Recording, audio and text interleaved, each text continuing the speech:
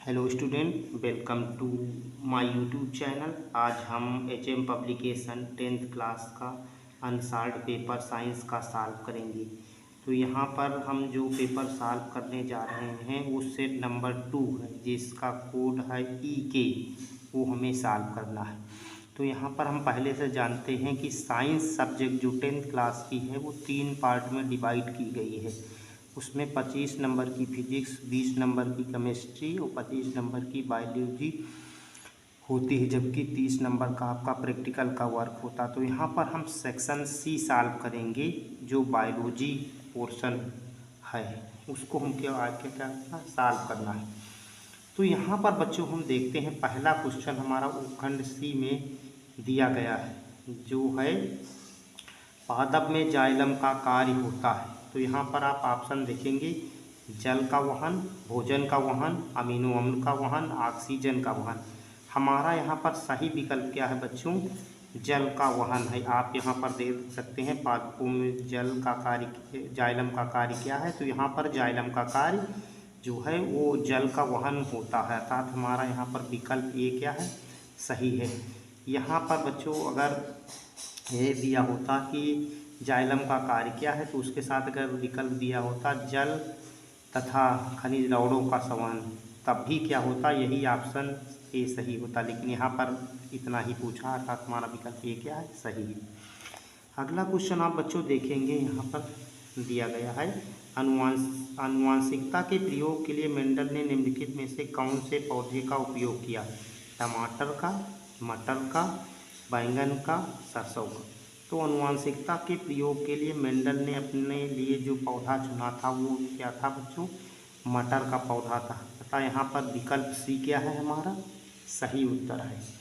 आप अगला क्वेश्चन यहाँ पर देखेंगे, जो दिया गया है वो क्या है?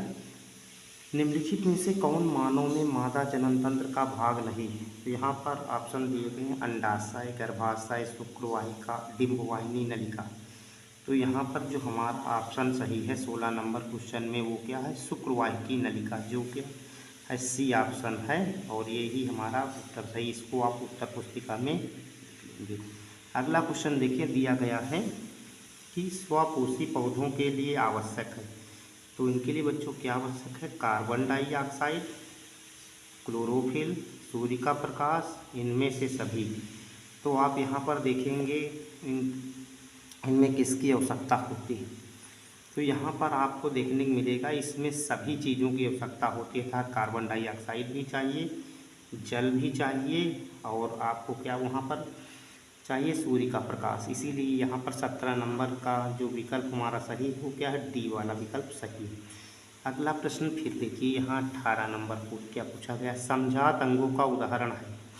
तो यहाँ पर क्या उदाहरण है? हमारा हाथ तथा कुत्ते के अग्रपाद, हमारे दांत तथा हाथी के दांत, आलू एवं घास के ऊपरी भूस्थारी, इनमें से सभी। तो यहाँ पर जो हमारा सही विकल्प है समझात अंगों का उदाहरण, हमारा हाथ तथा कुत्ते के अग्रपाद वाला विकल्प ये क्या है? सही है। अब अगला प्रश्न आप देखिए, यहाँ पर क्या दिया गया है?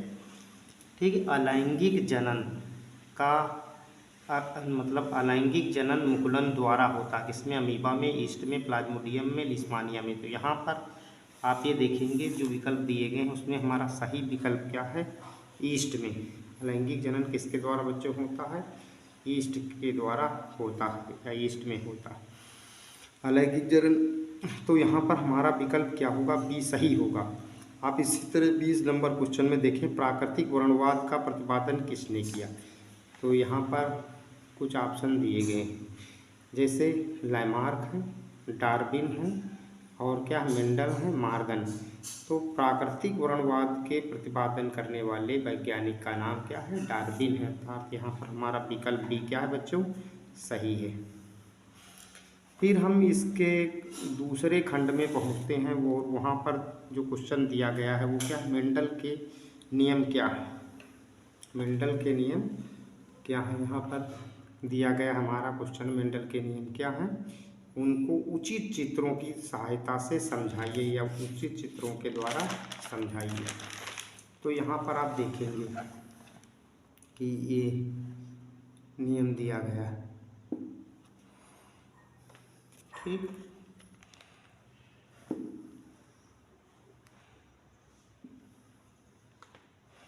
अब यहाँ पर आप देखिए जो मेंडल के नियम हैं उनमें से मेंडल के नियम क्या हैं, कैसे वो हमको बताना है यहाँ पर। तो आप देखिए मेंडल के आनुवंशिकता के नियम हैं क्या बच्चों। तो यहाँ पर आप देखेंगे मेंडल ने अपने एक्सपेरिमेंट या प्रयोग के लिए मटर के विभिन्न गुणों वाले पौधों को चुना था। फिर उसमें इन्होंने क्या कराया बच्चों, संकरण कराया और संकरण के प्रयोग से प्राप्त परिणामों के आधार पर वंशागत के महत्वपूर्ण निष्कर्ष निकाले थे इन्होंने। इसके बाद हम देखते हैं कुछ समय बाद ह्यूगो ड्यूबरीज, कार्ल कॉरेंस तथा वान शैरमैक नामक 3 वैज्ञानिकों ने अपने प्रयोग अलग अलग पौधों के ऊपर किए और मेंडल के जो नियम थे उन नियमों के या कामों की पुष्टि की और उस पुष्टि के आधार पर मेंडल के सिद्धांत प्रकाश में आए, अर्थात लोग इन्हें जान सके। जब यह नियम प्रकाशित हुए तो मेंडल के आनुवंशिकता के नियम के रूप में जाने गए या मेंडलवाद के नाम से जाने गए। तो उसमें हम देखते हैं बच्चों जो पहला नियम मेंडल का था वो क्या है। तो देखिए इस नियम का जो पहला नियम मेंडल का आया उसे हम लॉ ऑफ डोमिनेंस कहते हैं या प्रभावता का नियम कहते हैं। तो यहाँ पर आपको बच्चों ध्यान देना है कि कैसे क्या होगा। तो देखिए यहाँ जीवों के सभी लक्षण इकाइयों के रूप में होते हैं और इन इकाइयों को मेंडल ने क्या कहा था, फैक्टर या कारक कहा था। अब इसमें क्या होगा बच्चों, जब एक जोड़ी विपरीत लक्षणों वाले पौधों के मध्य संकरण कराया जाता तो उनकी संतानों में इन लक्षणों में से एक लक्षण ही परिलक्षित होता है और दूसरा लक्षण नहीं दिखाई देता है। कहने का मतलब ये है बच्चों, इन्होंने मटर के 2 विपरीत लक्षणों वाले जैसे लंबे पौधे या बौने पौधे लिया होगा या सफ़ेद पुष्प वाले और लाल पुष्प वाले पौधे। अब उसमें इन्होंने क्रॉस या संकरण कराया तो देखा कि केवल एक ही लक्षण उसमें दूसरी पीढ़ी में दिखाई देता है और एक लक्षण क्या हो जाता है, छुप जाता है। तो जो लक्षण दिखाई देता है या परिलक्षित होता है उस लक्षण को इन्होंने क्या कहा, प्रभावी नियम कहा या प्रभाविता कहा, जिसे हम इंग्लिश में लॉ ऑफ डोमिनेंस कहते हैं। तथा जो लक्षण नहीं दिखा उसे इन्होंने क्या कहा, अप्रभावी लक्षण कहा था। अब उदाहरण के लिए देख लो बच्चों इन्होंने कैसे क्या किया।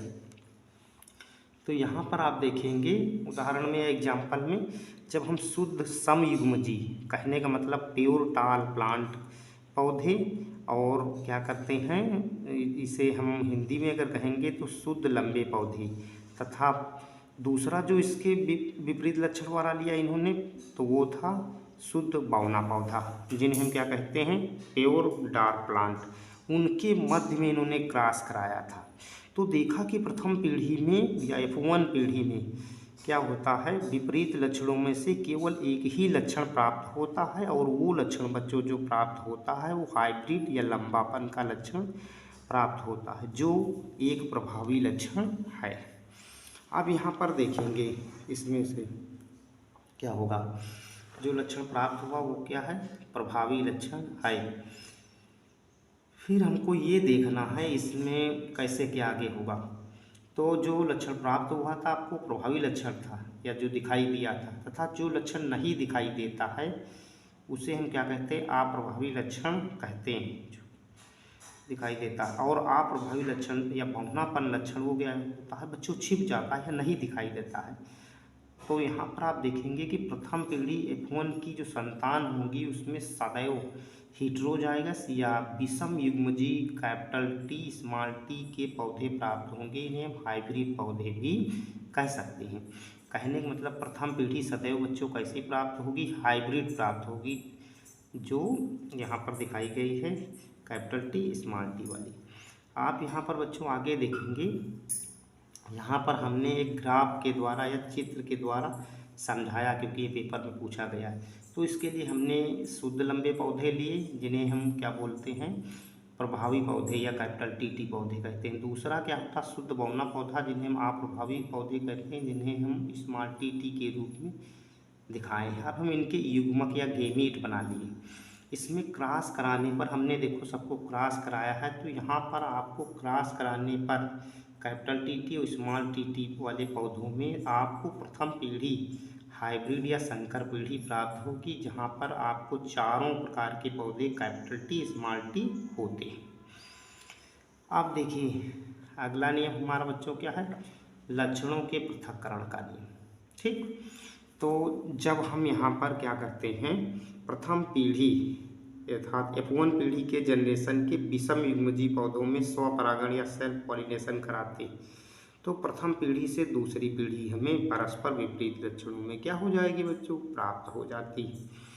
जब एक निश्चित अनुपात में प्राप्त हो जाती है और ये क्या होती है, पृथक्करण हो जाती है, अर्थात इस समय पृथक पृथक हो जाते हैं, इसी कारण इसे लक्षणों के पृथक्करण का नियम भी कहा जाता है।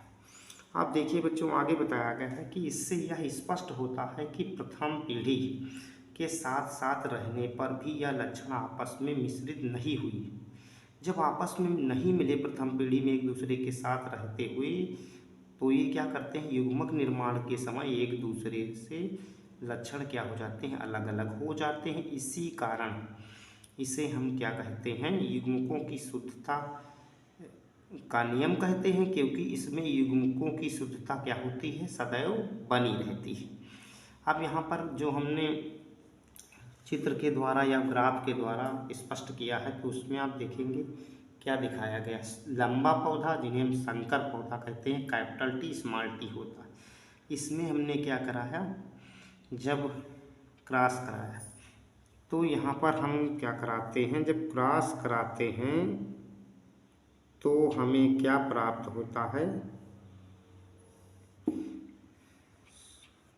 क्रॉस कराने पर आपको क्या प्राप्त होगा, देखें बच्चे, दूसरी पीढ़ी में आपको लंबा पौधा प्राप्त होगा, बौना पौधा प्राप्त होगा और उसमें लंबा पौधा प्राप्त होगा। तो इसमें आप देखेंगे शुद्ध लंबे पौधे कैपिटल टी हैं, और जो इसमें बीच वाले पौधे दिखाए गए हैं वो कैपिटल टी के रूप में है, वो दो हैं, वो क्या है, हाइब्रिड है या संकर है। इसी तरह बौने के लिए स्मॉल टी। तो ये लक्षणों के पृथक्करण के नियम का यहाँ पर स्पष्टीकरण दिया गया था। अब यहाँ पर आप देखेंगे उदाहरण में, तो हमने उदाहरण में क्या लिया है बच्चों, मटर के पौधे को लिया है, और मटर के पौधे में जब हमने संकरण कराया, तो यहाँ पर आप देख लेंगे कि जो दूसरी पीढ़ी थी या द्वितीय पीढ़ी जिन्हें हम F2 जनरेशन कहते हैं, वहाँ पर हम देखते हैं कि स्वपरागण जब कराया गया प्रथम पीढ़ी में, तो उससे हमें दूसरी पीढ़ी प्राप्त हुई। उसमें हमें जो पौधे प्राप्त होते हैं वो लंबेपन के, बौनेपन के पौधे प्राप्त होते हैं। तो यहाँ पर जो पौधे हमसे फिर से प्राप्त हुए, तो उसमें हम देखते हैं लंबे जो पौधे हैं उसका कारक क्या है, टी था बौने पौधों का कारक जो था, कारक या फैक्टर, वो क्या था, स्मॉल टी था। अब यहाँ पर देखेंगे यह शुद्ध रूप से फिर जो प्राप्त हुए थे वो 3:1 में प्राप्त हुए थे। तो यहाँ पर आप जब देखेंगे तो आपको क्या दिखाई देता है कि 25% शुद्ध लंबा पौधा जिन्हें हम कैपिटल टी कहते हैं, और 50% संकर पौधा जिसे हाइब्रिड पौधा कहते हैं प्राप्त होता है। उसमें से भी आगे देखेंगे 25% शुद्ध बौना पौधा प्राप्त होता है, जिसका रेशियो 1:2:1 के रूप में जीन रूप या जीनोटाइप में प्राप्त हुआ था। फिर यहाँ हम देखते हैं कि बोर्ड में कभी कभी पूछ लेता है कि मोनोहाइब्रिड का जीनोटाइप या फिनोटाइप बताएं, तो इसको हम बोलते हैं हिंदी में एक संकरण के पश्चात जो दृश्य रूप है, जो जीन रूप है वो 1:2:1 या जीनोटाइप क्या है 1:2:1 प्राप्त हुआ था, जबकि फिनोटाइप जिसे हम दृश्य रूप कहते हैं वो 3:1 में प्राप्त हुआ था। इस तरह से हमारे आज बच्चों 2 नियम हो गए हैं। उसमें आपने पहला लिखा लॉ ऑफ डोमिनेंस, दूसरा जो आपने नियम लिखा है वो क्या था, पृथक्करण का नियम था या सेग्रीगेशन था। अब हमको अगले नियम अगले पार्ट में पढ़ना है बच्चों।